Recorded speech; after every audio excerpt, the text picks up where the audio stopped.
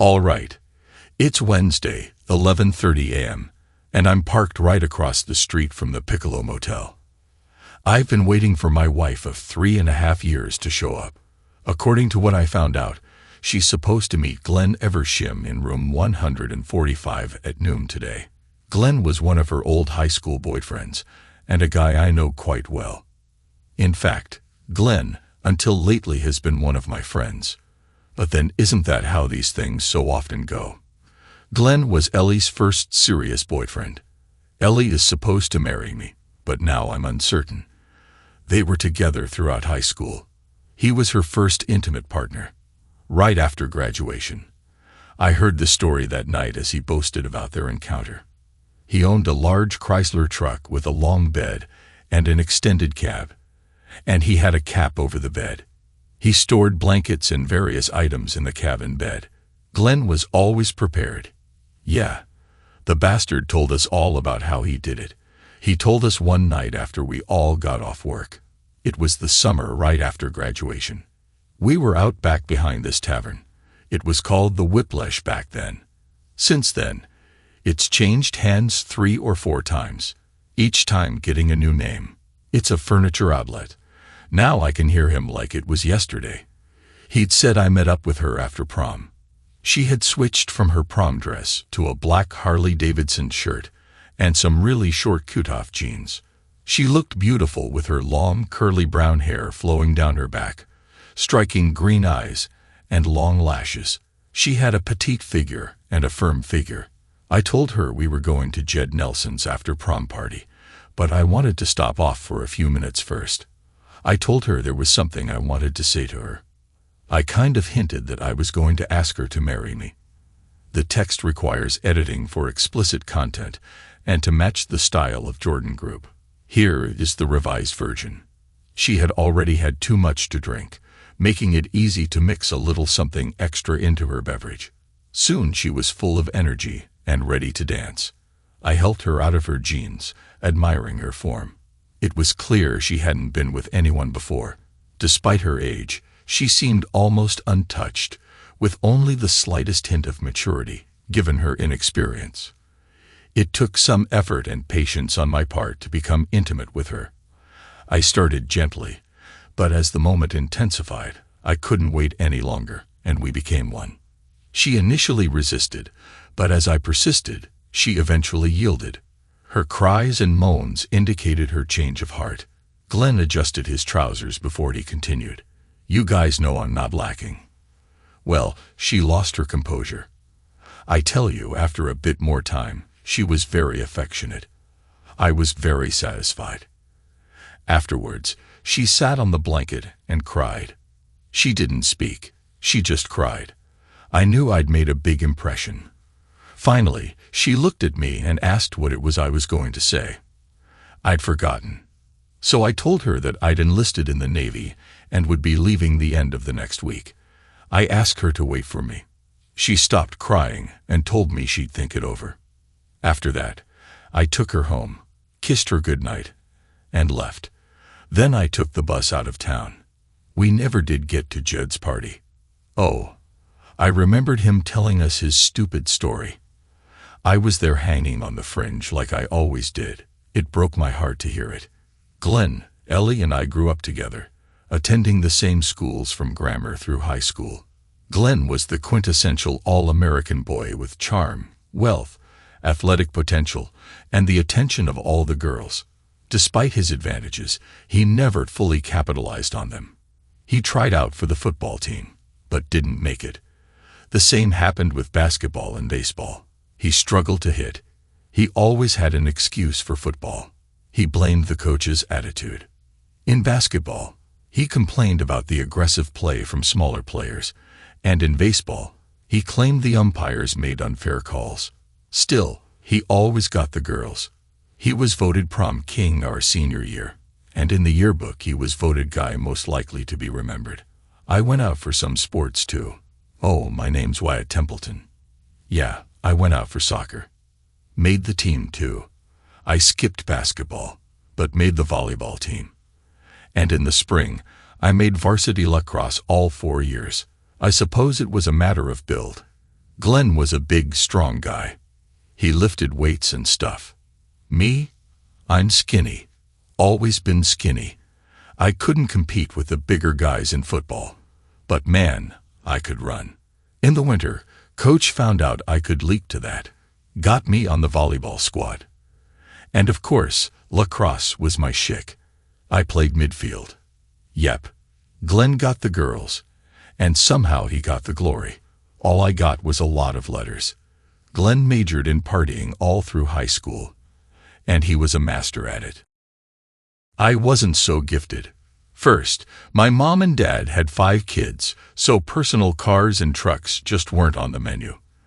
Though I didn't get many dates, I always got to borrow my mom's rusted-out Cavalier if I needed a car. Oh, did Glenn join the Navy? Of course not. Nobody believed that.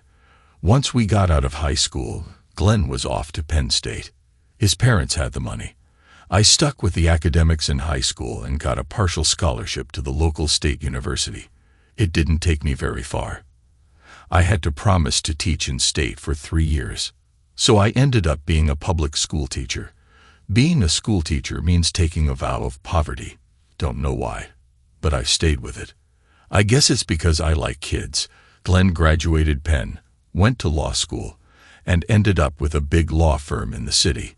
He says he makes gobs of money now, 5, maybe 10 times as much as me. I check my watch. 11:40 won't be long now. I'll find out one way or the other. Do I have a wife and a family or not? This sucks. This really sucks. So Glenn went away to Penn State, and I stayed home. I'd always had a thing for Ellie. That's Ellie. Colleen Templeton, Nick Cochrane. Ellie graduated and went to community college where she picked up some classes in computer programming and in doing things with software. I never understood any of that. Computers to me are like my car. I know where the gas goes, how to start it up, and I have enough savvy to know if it isn't the brakes. I'm supposed to just turn the radio up when I hear something I don't like. Oh, for sure. I've read all the books and pamphlets on automotive maintenance. I know how the damn things work, but cars to me are like plumbing. Trying to fix it only makes it worse. I remember when we first moved in our house. Ellie needed a dishwasher and a new sink and countertop. I read up, bought the hardware, and decided to install all the stuff myself. It shouldn't have been that hard. Just turn off the water, take a thingy, and cut the pipes back. Solder in new pipes, and we'd be all set. I tried it. I really did. I just couldn't get the damn copper tubing to stop leaking. Ellie called Daddy. That's her dad. He came down and took care of it. I remember Daddy hit me on the shoulder and praised me for trying. Ellie made a pot of coffee. We all had a cup while she told me how proud of me she was for caring enough to bother. I felt stupid. I just couldn't do anything right. But in a way, I felt good too. I liked the praise. Glenn had gone off to Penn State. He made a name for himself. He became president of his fraternity and a cheerleader for the Nittany Lions. I made a name for myself, too. After my freshman year, I was on the dean's list every semester. I did that and worked part-time jobs all year, too. Glenn returned home each summer to enjoy the beach where he surfed and charmed numerous women. Me, I scored too. I'd been trying to get a date with Ellie. It was the summer between our freshman and sophomore years. She and I had always been friends, kind of talking and hanging buddies since childhood. To be honest, I'd always loved her. I kissed her once when we were in high school. I remember she blushed. I nearly shit my pants. Imagine me having the nerve to kiss Ellie Cochrane. It was like me scaling Mount Everest. She blushed. Then she kissed me right back. But then she made me promise not to tell Glenn. And that made me feel sad. I'd almost gone and done something stupid just before she made me promise. I'd almost told her I loved her. What a fool I was. How about my big date with Ellie? She finally agreed to go out with me. Well, scratch that. I finally got up the nerve to ask her out. She said yes. There was this really fancy seafood restaurant way out in the country. It was called the Seaman's Harvest. I thought I'd take her out to eat someplace special, and then we'd go back to the city to see a play. Cats had come to the city, and I really thought that could be cool. Remember I said I didn't know much about cars. I'd bought a used Hyundai. It was high mileage, but the salesman said it ran like a charm. He said there was probably another 100,000 in her. I bought it, and for 2 weeks it ran great. I picked Ellie up. God, she looked marvelous. She had on a pale blue mini dress, skin tone, nylons, and high heels. Ellie's 5'6". I'm 5'11", Glenn. 6'4". Her heels made her slightly taller than me. I felt a little self-conscious, but then I always felt self-conscious around Ellie. Look, I could talk the flowers off a ceramic plate most of the time, but around Ellie, I could never complete a sentence. I'd end up looking in those big green eyes and just freeze. She'd smile at me, and I'd wilt. I went to her door, talked to her mom and dad while Ellie picked up her wrap. I walked her to the car, helped her in, and we took off. I guess we got about 2/3 of the way to the restaurant when my new used Hyundai expired. It just stopped. I popped the hood, got out, looked underneath, and stood there. I didn't have a clue what was wrong. Ellie got out and looked underneath too. Ellie smiled at me. Broken jaw. I had reservations for this restaurant. I had to. $60 tickets, 2 cats, and my car died.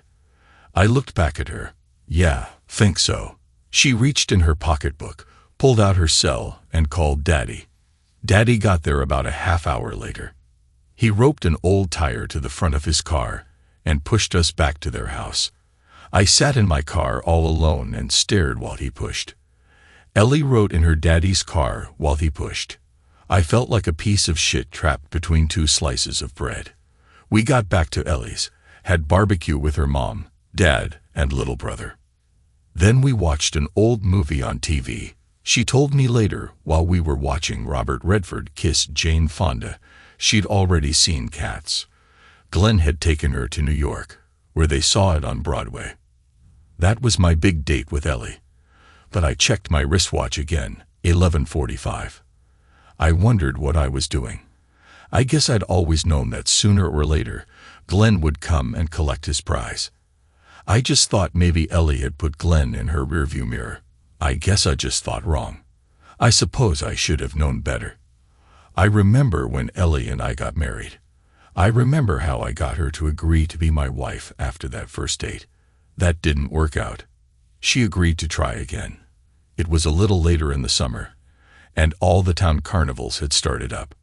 Gee, I remember the year before when Ellie had won our town's beauty contest. That was in our senior year. She'd been crowned town queen on the second night of the carnival. I remember it had rained. Glenn was supposed to be there, but he'd stayed at the beach. I was her escort. Oh, I know. I only got the job by default. She really wanted Glenn. She never said so. But I knew a guy knows those things. Like I said, it rained. It didn't just rain. It was a major downpour, and everything got soaked. Ellie had brought some regular clothes, but for the parade and coronation, she bought a special outfit, a real pretty white mini dress. Well, the sky opened up in a matter of minutes. Ellie got drenched. Her pretty mini dress was made of this thin linen or cotton or something. She got wet. Everybody could see right through it. And she was up on this platform. I played stupid. I ran off the platform, grabbed an older man's raincoat. Older people, it seems, are always prepared. I ran back up and covered her up as fast as I could. To my chagrin, the wooden platform was painted with some kind of high-gloss enamel. And what with the rain, it was slippery as hell. I got the raincoat over Ellie and then fell backwards. Ass over tin cup. I fell right off the platform into the wet grass below. Man, I don't know what hurt worse, my body or my pride. I just sat there in the wet grass and watched. I was too embarrassed to go back up. Ellie sat on her throne and accepted the crown and scepter. She never looked at me, but she had this big grin on her face. All I can say is how gracious and beautiful she looked. but I thought she was kind of laughing at me too. Later, when the rain stopped, we walked around the grounds. Her dress had dried out, and no one could see through it anymore. Of course, my tan levis were all grass-stained, and my shirt was covered in mud. She looked like who she was. The town princess. I looked like who I was. The town's fool. We walked up and down where the games were. We went over to where they were selling the pit beef and French fries. I bought her a pit beef. I bought her a funnel cake and some ice cream too. Later, I took her home. She thanked me and kissed me on the cheek. That was kind of a date, I guess. We dated some more after my car fiasco. Nothing special. Just the movies, a picnic, a trip to the state park for a swim and some hot dogs. I thought that summer was special. Near the end of that summer, Glenn showed up for about a week. He took Ellie out every night. As far as she was concerned, I'd ceased to exist. Glenn ever saw him. I hate that son of a bitch. No. My watch said 11:50. It won't be long now. How did I get Ellie to agree to marry me? That's a wonder. I know everyone's heard of one man. Dog's the kind of dog that will attach itself to one person and stay faithful to that one person all their lives. I suppose I'm something of a one-woman man. Sure, I've dated other girls, but I always ended up comparing them to Ellie. And Ellie always won men pleasure themselves. I'm not sure who other men imagine during these moments. Some might envision film or adult film celebrities. Throughout my life, whenever I've engaged in this personal activity, my thoughts have been solely of Ellie. Everyone daydreams. And men are no exception. Typically, daydreams revolve around being a conquering hero or a suffering hero. For me, whether triumphant or enduring, the central figure was always Ellie, and she was always flawless. How did I get her to agree to marry me? From the time our first summer interval ended until my senior year, Ellie and I sort of dated off and on. I never had much money, so virtually all our dates covered things that were affordable. We did things like demolition derbies, tractor pulls, carnivals, the apple festivals, minor league baseball games, the state fair horse shows. Ellie has always been big regarding horseback riding. I like to ride too, but it's more like a religion for her than just a casual pastime. Ellie always had a horse of her own. I could never afford one. Glenn always had one, though. Oh yeah, I took her to church every chance I got. Sure, it's a cheap date, but I got to show her I had character. We're both Methodists, they say. And I believe them, that all Methodists ever like to do is sing and eat. I know one thing. Ellie has a beautiful voice. Now that we're married, she's in the church choir. She looks angelic when she wears her choir robe. God, this can't be happening to me. I asked Ellie to marry me. It was in the fall of my senior year. Ellie had already finished school and had a position with a local software company. She traveled the county repairing messed-up computers. She'd started writing her own programming, and she'd even begun inventing her own games. Don't ask me to explain any of that. I already explained my position on technology. Glenn was in his senior year at Penn State. He'd been a consistent thorn in my side all through college. He'd be away almost all the time. Then he'd come home, ask Ellie out, and she'd go out with him. I felt like the perennial backup. Glenn returned home for Thanksgiving during our last year of high school, and he wasn't alone. He introduced us to Marcia Ashcroft, a stunning girl with long blonde hair, an attractive figure, hazel eyes, and a captivating presence. Glenn was proud to present Marcia to his family and friends, announcing their plans to wed shortly after his graduation. They had already set a date for the occasion. Everybody, we all congratulated the happy couple. Ellie gave Glenn and Marcia both congratulatory kisses, and so did I. Well, I shook Glenn's hand as soon as Glenn and Marcia absconded. I went to work. I believed at last. No more Glenn. Ever. Now it was my time. In truth, there were other guys, but I was pretty sure after Glenn, I was Ellie's number one. I went to the mall, bought a ring, and planned my pitch. I thought I'd do it at her house. I went over. Her parents had a big modern house with a beautiful club cellar. I thought I'd get her downstairs where I'd pop the question. Her brother was in high school, so I figured he'd be out of the house. It was a Friday night. I got Ellie and talked her into going downstairs where we could play video games. That was always an easy sell since she usually won. We went down. Her parents and brother were upstairs. We walked back to the game room and sat on the couch. The big TV was right across from us. I got down on one knee and pulled out the box with the ring in it. I opened the tiny box and took out the ring. I said, "Ellie." She interrupted me. "Oh no, you're not." I was kind of stunned. I thought, oh no, she was going to blow me off. I said, "Well." Ellie pulled me on the sofa and said, "Kiss me, blockhead." So I kissed her. As we kissed, she began to undo my shirt. By the end of our first kiss, she had removed both my regular shirt and shirt. My hands were on her hips. She was still fully dressed, and she began to kiss my chest. Her hands roamed across my torso. I was becoming very aroused. After several more kisses, she leaned back on the sofa and fixed her gaze on me, a mix of staring and glaring as she said, "Well," I moved closer and began to unfasten her light green blouse, the color reflecting her eyes. Once I reached her waist, I unhooked her bra. Relieved to find it was a front closure. I had seen images online, but this was my first real-life encounter. They were the most stunning I had ever seen. Modest in size, but perfectly formed with light brown circles and darker tips that responded as I gently caressed them with my hands and thumbs leaning in. I kissed them softly, feeling elated. Just then, her brother began descending the stairs. He had only taken 3 steps when Ellie shouted, "Vernon, get back upstairs." His name was Vernon. Then I heard her father yell even louder, "Vernon, get back up here." Ellie drew me closer.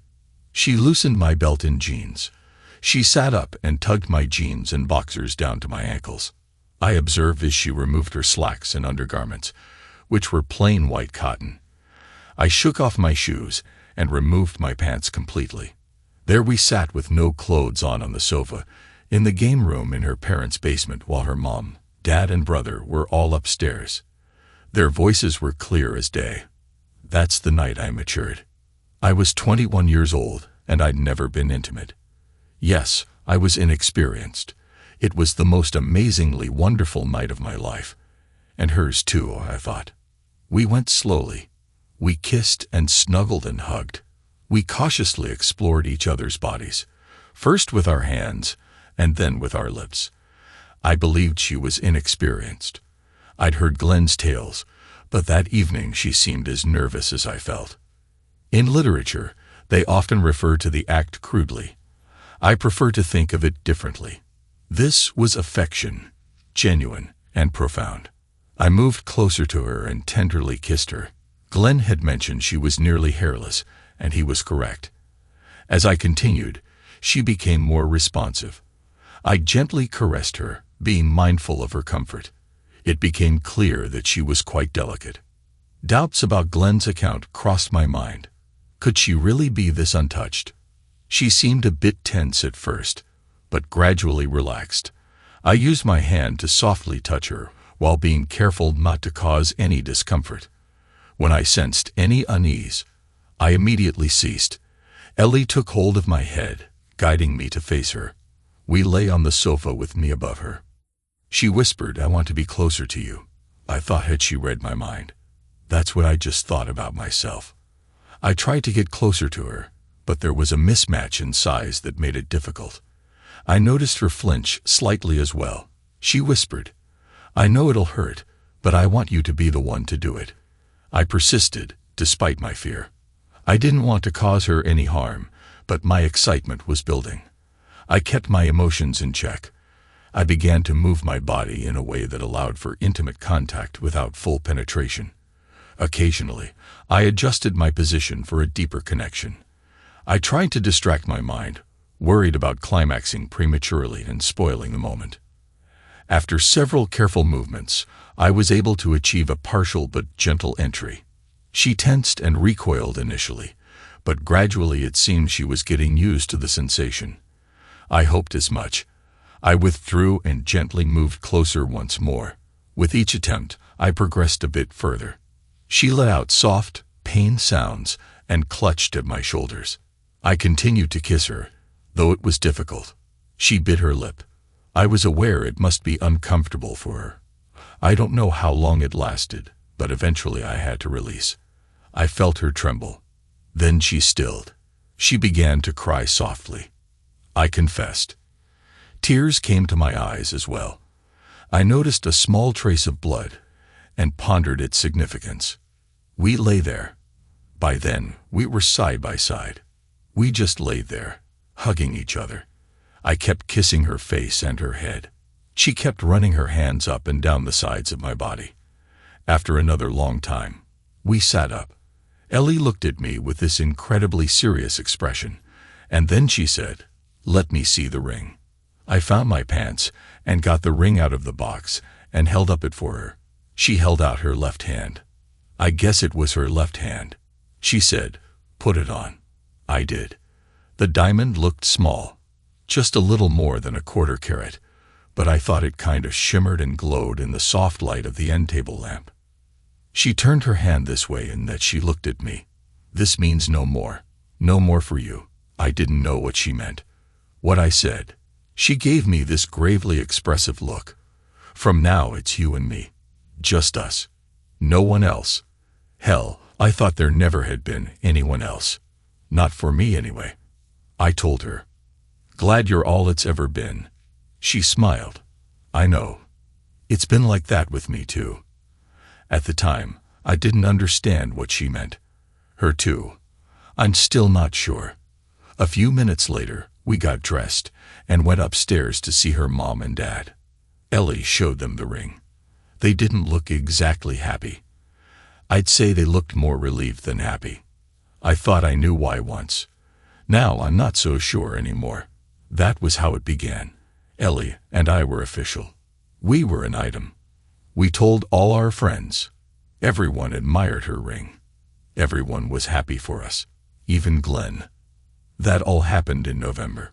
We were young, in love, and oblivious to the possibility of complications. She had a good job.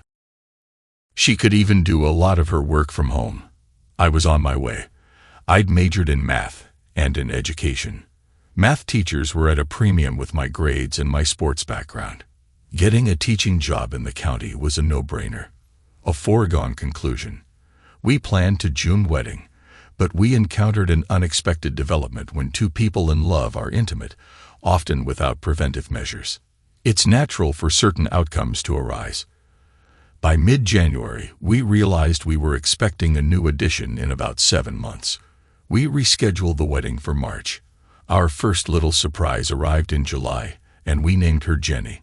That same week, I secured a position teaching middle school math in the county, and was also recruited to assist with the girls' JV soccer team at the high school. "That's my watch," said 11:55. Pretty soon, my world. All my dreams, all my happily ever after fantasies could come tumbling down. My Ellie would show up and meet Mr. Big Shot Glenn. Ever see him? I'd read all her emails. I knew what was about to happen. Oh, those emails. Those darn emails. Why had she left her email accounts open? Why hadn't she locked them? She had passwords and secret accounts in abundance. I knew almost nothing about that stuff. This didn't have to happen. I mean, I didn't have to know. Had she left them open on purpose? Did she want me to find out? Was she that dissatisfied with me? Was I that poor a husband?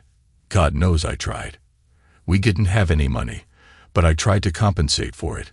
I paid attention to her. I told her every day how much I loved her. I tried to give her everything that money couldn't buy. Was it the intimacy? I don't think I'm lacking, but I can't be sure. Ellie is the only girl I've been close to. Truly. Ellie is the only one for me. I've never tried to hurt her or do anything that I thought was degrading. I've always tried to be gentle, firm, but gentle. I saw that Megan Ryan movie, and I saw how a woman can fake ecstasy. I think with Ellie, I know when I succeeded. I've always tried as hard as I could to see that she got her excitement. There have been times when she hasn't wanted sex. When she was well, along with Jenny and Craig, her back ached a lot. I'd give her back rubs. I'd massage her all over. I love touching her. She's all I ever wanted. Oh God, please don't let this be happening. Was I a bad daddy? Jenny's 3 in. Craig is still a baby. Oh yeah, I guess I yell some, but don't all men yell at least once in a while? I pay attention to my kids. I read stories to Jenny. I give her horsey rides. I try to do all the things my parents did for me. I try to be a good daddy. I want to be more like Dad and like Ellie's dad. I work hard around the house. I help with dinner. I do the dishes. I do the lawn. I help with the flowers. I run the vacuum. I do whatever she asks. I do it because I want her to be happy. When Ellie feels bad, I always try to be there for her. I don't run off to the tavern or anything like that. I kiss her every chance I get. I love holding her in my arms when we're in bed. I first noticed her separate Glenn account about 2 months ago. I wasn't suspicious, merely curious. When I opened it, I immediately regretted it. Glenn, that scoundrel Eversham, had asked to meet with her.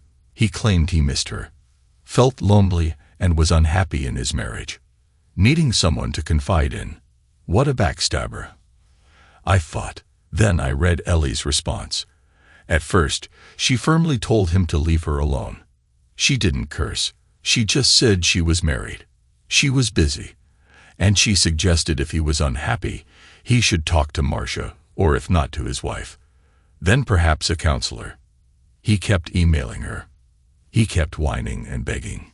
He said he needed someone. He said she was the only one who really understood him. She resisted. That went back and forth for maybe I counted 4 correspondences. But then Ellie changed. Ellie started talking about how she remembered when they were in high school and the fun they had before he got engaged to Marcia. She started remembering things they'd done when I was only on the periphery. In short, she started to break my heart. No. Oh no. Glenn's here. He's at the motel room door. I ducked down in my car so he couldn't see me. What am I worried about? I'm across the parking lot. I observed him. He kept scanning the area. I saw him enter the room. I expected room 145. He stepped out again. Wait. He took out his cell phone.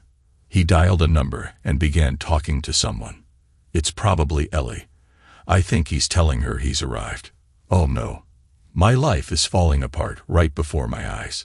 Please, Ellie, don't come. Why am I so worried? I've seen her emails. She's ready for this. She's already been unfaithful, if not in action, then in her heart. If she doesn't break her vows today, she will eventually. This is heartbreaking. To read it on some screen is awful, but to see it or to begin to see it live in the flesh, up close and personal, well, that's a totally different thing though. Shit, it's 12 o'clock high noon any second now. Look, I've got 2 kids and a third on the way. Yes, Jenny was born in July, 3 years and 2 months ago. Craig came along last October, and lately, Ellie said she's missed 2 periods. That's 3 kids. 3 kids with a lying, cheating bitch. No, I can't say that. Ellie would never. But there he is. He's over there. It's those emails. Those damn emails. I wish I'd never read them. I'll give her credit. At first, she fought him off. Then she sounded interested. Then she'd started talking about his wife, Marcia. Ellie kept at him about his wife. She said things. Neat things like, "What about your wife? Why do you want to do this to her? Wouldn't it be better to talk to your wife? Marcia loves you. I know. You should talk to her, Glenn. You should say something to your wife."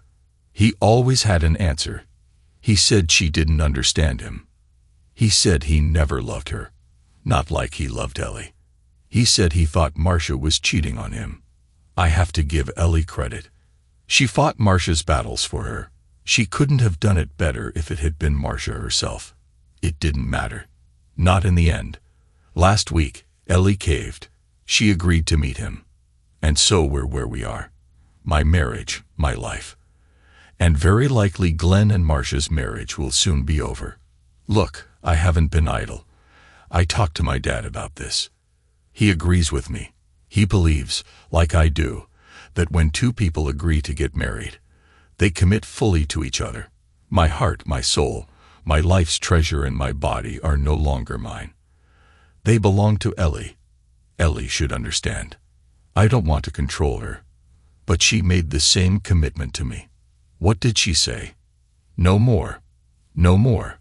Her heart, soul, and body belong to me just as mine does to her. She can't disregard my honor. She can't make me a fool. A betrayed husband. I won't stand for it. I'll pay alimony and child support for the rest of my life. I'll live in poverty, but I won't be betrayed like I checked my watch. It's 12:15. Glenn has been at the door 3 times. Ellie's late. I'm wondering, and I suspect he's wondering too. I hope maybe she won't show. If she doesn't, I'll confront her. I'll ask her about the emails. I'll try to make her see. Make her understand. We can get counseling. I love her so much. I'd rather not live than be without her. Like I thought before, I'm a one-woman man. I can't be without her. Being without her would feel like not existing. Oh, please, Ellie, stay home. Don't show up. But what if she does show? I know the answer to that. If she shows, it's over. I won't accept it. I'll move out. We'll divorce. I won't live like some weak, powerless man. I'm just not made that way. Oh, please, Ellie, don't come back. Jesus, it's 12:20.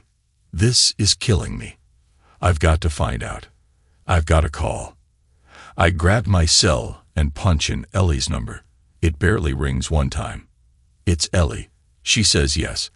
Oh, it's you, Wat. Get off the phone. Ellie, what are you doing? Where are you? Wat. What do you mean? You know where I am. I'm home. Jenny's in her playpen in the living room. Craig's upstairs asleep. I'm ironing one of your shirts. Then there's a pause. She asks, where are you? Aren't you supposed to be in class right now? I reply as forcefully as I dare. No, Ellie, I'm in my car. I'm parked on the lot across from the Piccolo Motel. I've been watching Glenn ever see him go in and out the door of room 145, like he's looking for someone. Tell me, Ellie, are you sure you're at home? I listen. There's a moment's silence on the other end of the line. Yes. Damn it. I've caught her. Ellie answers. Wyatt, I want you to hang up your cell phone. I want you to wait there. You know I love you. You certainly know I'd never do anything to hurt you or jeopardize our life together. Trust me. Just wait. Call me and tell me as soon as you see something. Now hang up the damn phone. I did like I was told. I hung up my phone. Okay. I thought I'll give her all rope she needs of the second hand on my watch kept moving. It was 12:30. Something was up at the Piccolo. What could it be now? I watched as 2 people approached the door to room 145.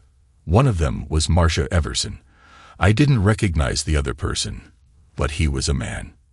He had something under his arm. He started knocking on the door. Holy smokes. Glenn opened the door. The man just handed him some kind of big envelope. Thanks to everyone who took the time to listen to today's stories. If you enjoyed it, please consider liking and subscribing if you haven't already. Feel free to share your thoughts on the events in the comments below. Take care.